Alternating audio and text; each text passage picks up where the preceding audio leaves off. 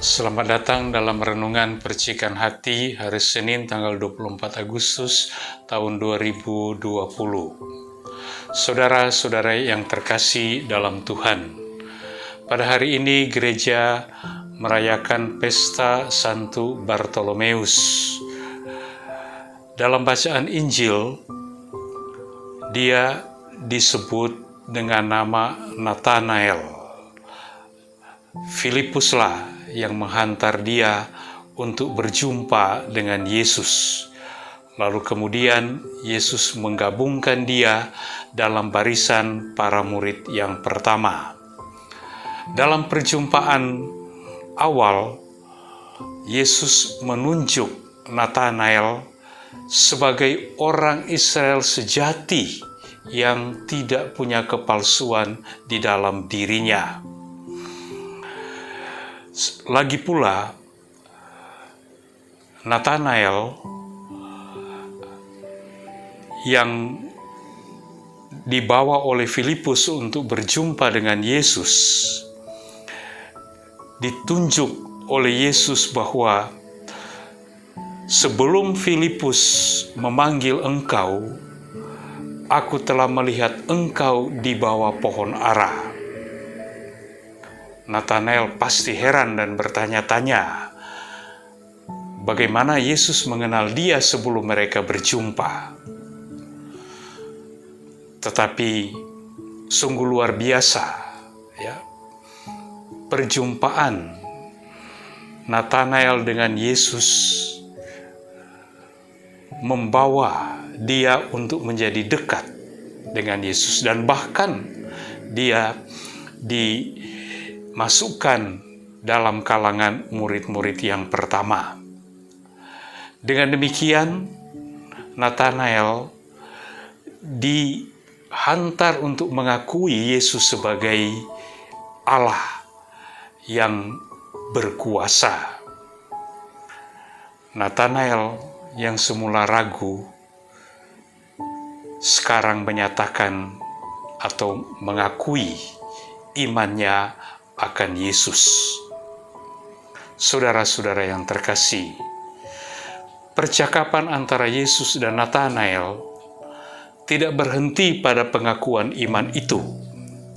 Yesus masih menjanjikan kepada Nathanael bahwa ia akan melihat hal-hal yang lebih besar daripada apa yang telah dialaminya.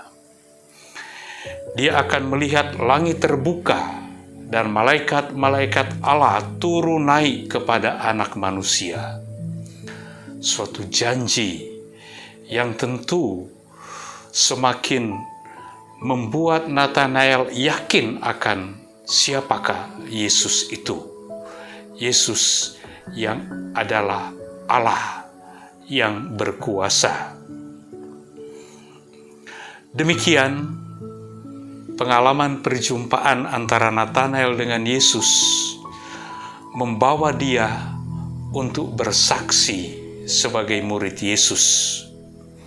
Ia yang telah berjumpa dengan Yesus dipanggil untuk juga membawa orang lain untuk berjumpa dengan Yesus.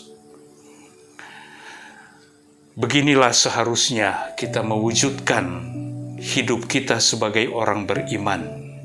Perjumpaan kita dengan Yesus tidak hanya berhenti pada perjumpaan kita pribadi dengan Dia, tetapi juga harus membawa kita agar orang-orang lain boleh berjumpa dengan Tuhan dan mengalami sukacita dan keselamatan di dalam Dia. Dengan demikian, kehidupan kita sebagai murid-murid Yesus dapat berbuah, buah sukacita, buah kegembiraan, buah keselamatan. Dan satu hal yang dapat kita petik juga dari pengalaman perjumpaan antara Yesus dengan Nathanael adalah bagaimana Yesus melihat di dalam dirinya kesejatian hidup. Tidak ada kepalsuan di dalam dirinya. Inilah saya kira juga merupakan satu ciri khas dari murid Yesus, yaitu memiliki kesejatian hidup, bukan kepalsuan hidup. Inilah juga yang kiranya harus menjadi wujud nyata dari pemuritan kita, mengedepankan, menghadirkan kesejatian hidup kita dengan Yesus itu sendiri. Demikian saudara-saudara sekalian, kesejatian hidup akan menjadi tanda nyata bahwa kita adalah murid-murid Tuhan. Marilah dalam perjumpaan dengan orang-orang lain, kita juga mau mengedepankan kesejatian hidup kita di tengah-tengah masyarakat yang kita lihat tidak sedikit kepalsuan-kepalsuan di situ.